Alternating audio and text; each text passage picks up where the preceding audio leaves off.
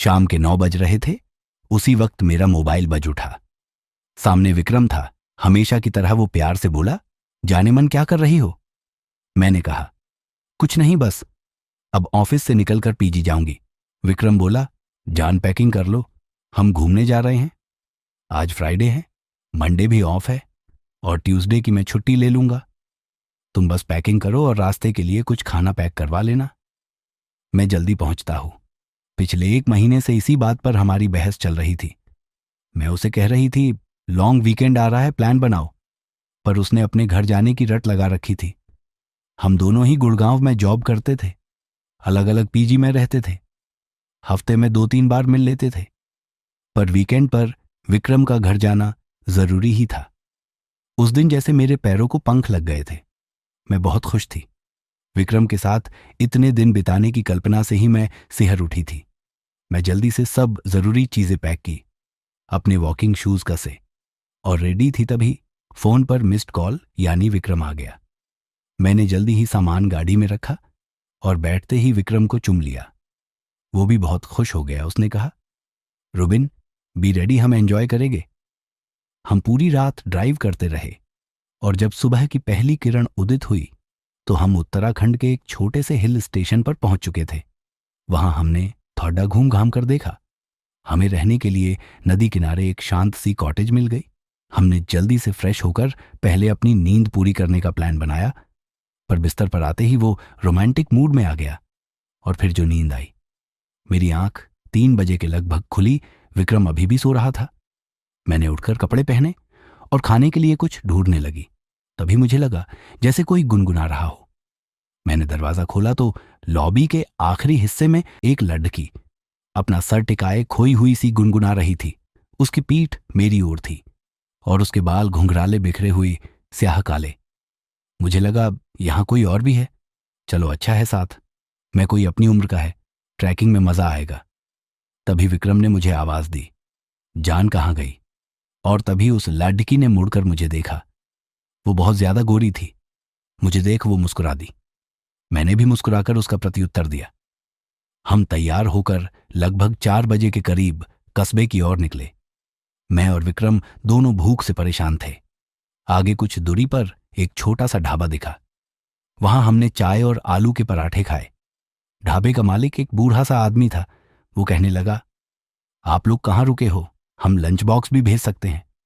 जब हमने बताया हम कहाँ रुके हैं तो उस बूढ़े और ढाबे पर 2-3 लोगों की आंखें फैल गईं।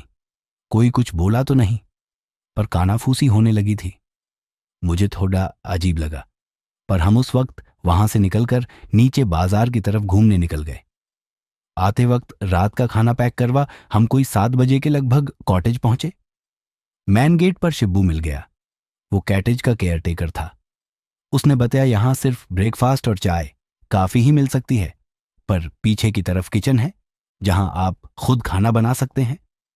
विक्रम उससे आसपास घूमने की जगह पूछने लगा और मैं रूम की तरफ बढ़ चली। लॉबी पर पहुंचते ही मुझे ठंडी हवा का एहसास हुआ।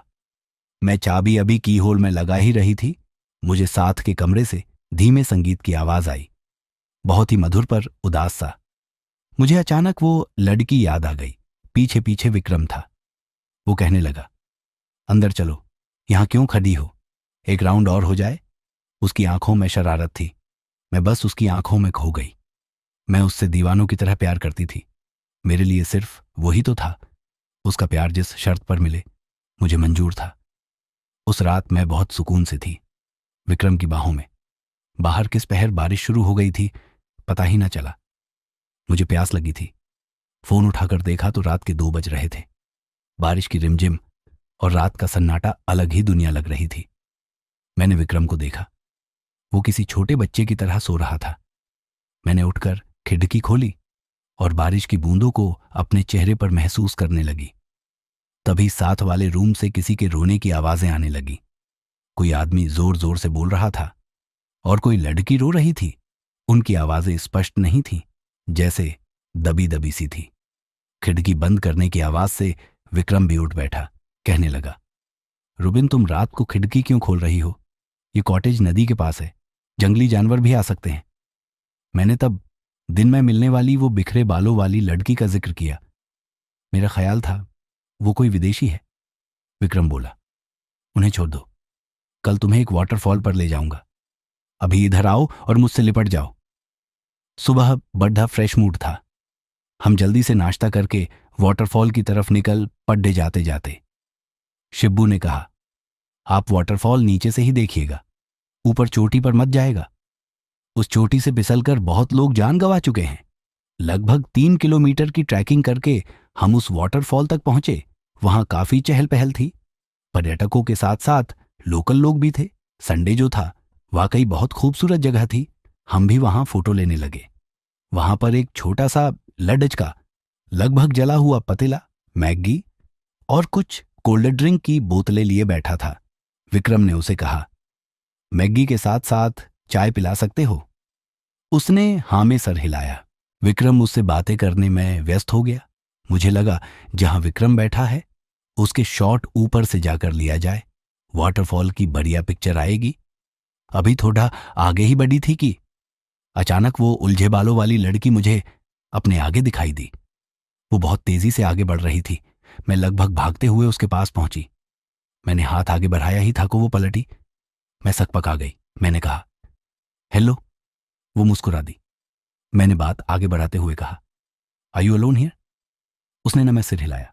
उसका चेहरा गोल और बहुत गोरा था, पर आंखें एकदम काली। उसके बालों की तरह वो बेहद खूबसूरत थी। इस बार वो धीमी आवाज में बोली, मैं भी भारतीय ही हूं। मैंने कहा, ओह, मुझे लगा आप विदेशी हो। वो हल्के से हंस दी। तभी मुझे ढूंढता हुआ विक्रम आ गया। मैंने परिचय करवाया। मैं रुबिन और मेरे हस्बैंड विक्रम में झूठ बोल गई। उसने अपना नाम सारा बताया। विक्रम ने चाय पीने का ऑफर दिया, पर उसने मना कर दिया। वो छुट्टी की और बरस चली जाते जाते विक्रम ने उसे बी केयरफुल कहा। वो पलटी और मुस्कुराते हुए हाथ हिला दिया। हम लगभग 2 घंटे वहीं बैठे रहे, पर सारा वापस नीचे की ओर नहीं आई। मैंने कहा, चलो बाजार घूम आते हैं, पर विक्रम का मूड कुछ और था। हम वापस कॉटेज पहुंचे। वापसी के सारे रास्ते विक्रम शरारत करते हुए आया था। कभी गले लगा लेता, कभी चुम लेता, कभी गोदी में उठा लेता। मुझे लग रहा था काश ये वक्त यही रुक जाए, हम हमेशा यही रह जाए।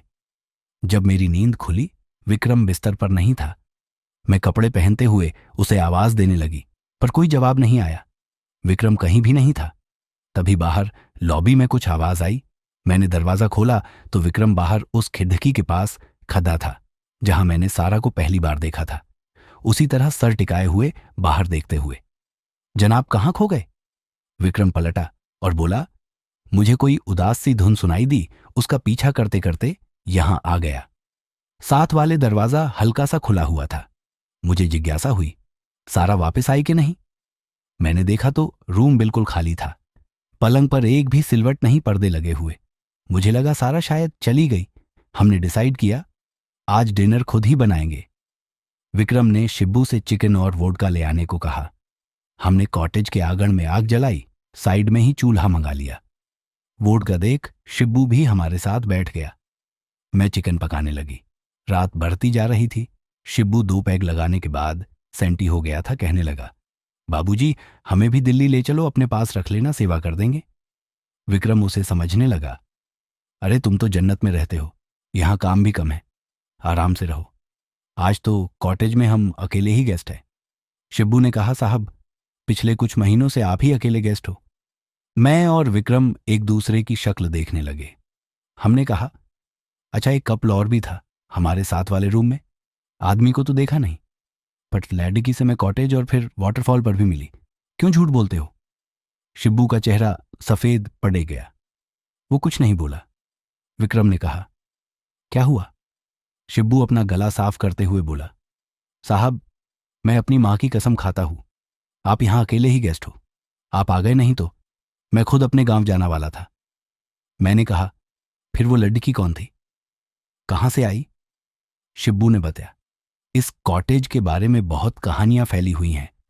ये बहुत पहले अंग्रेजों के जमाने में किसी साहब बहादुर का घर था, और यहां कुछ मौतें हुई थीं।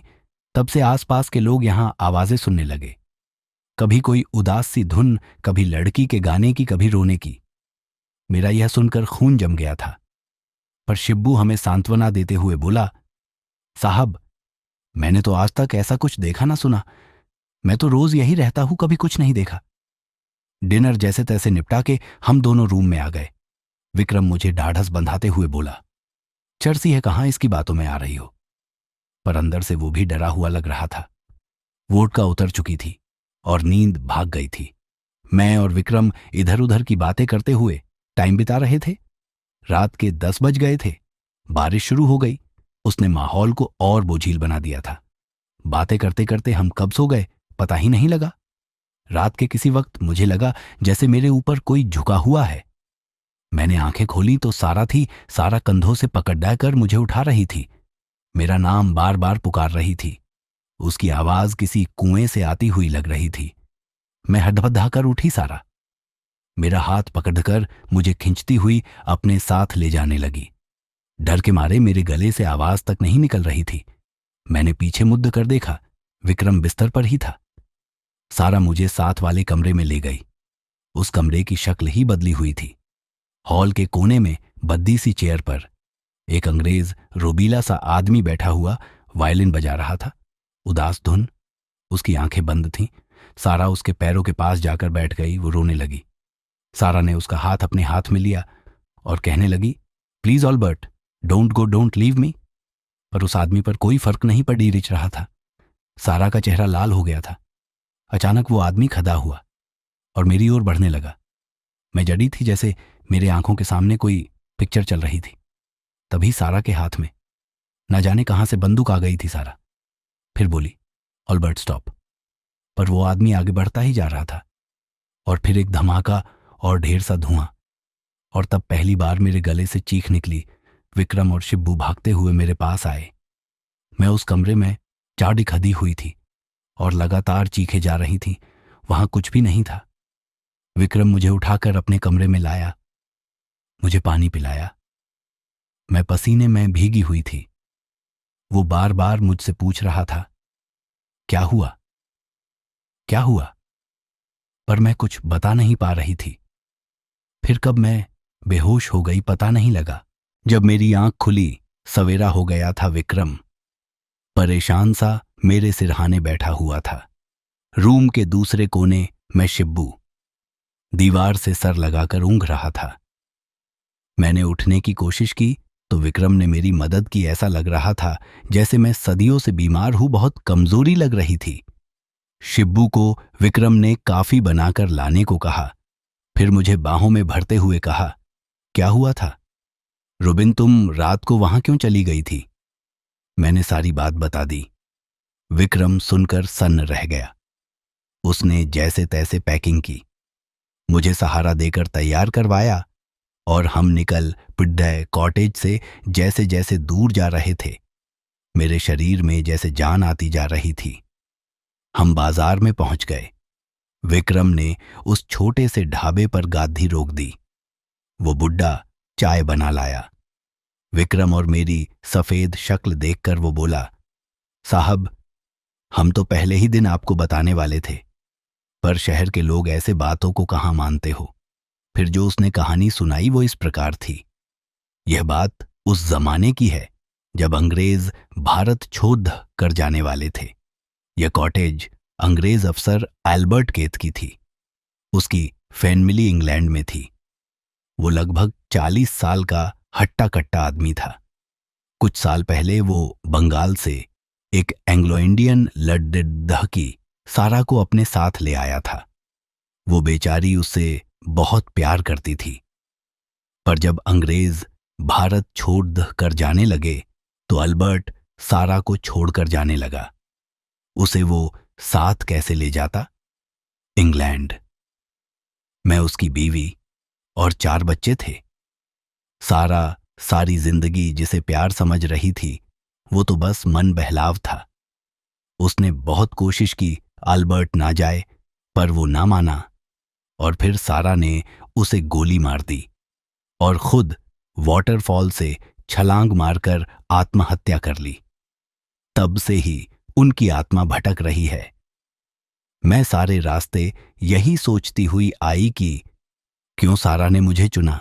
क्या वो कुछ बताना चाहती थी? मुझे इशारा करना चाहती थी? जब गुड़गांव करीब आने लगा तो मैंने विक्रम को कहा, क्या तुम भी मुझे छोड़ दले तो नहीं जाओगे? हमारे रिश्ते का भी तो कोई नाम नहीं। विक्रम मेरी ओर हैरानी से देखने लगा। वो कुछ नहीं बोला। जिंदगी वापस आकर फिर बिजी हो गई। एक शाम मेरा फोन बजा। हेलो जानेमन, रेडी हो जाओ, मम्मी पापा आ रहे हैं।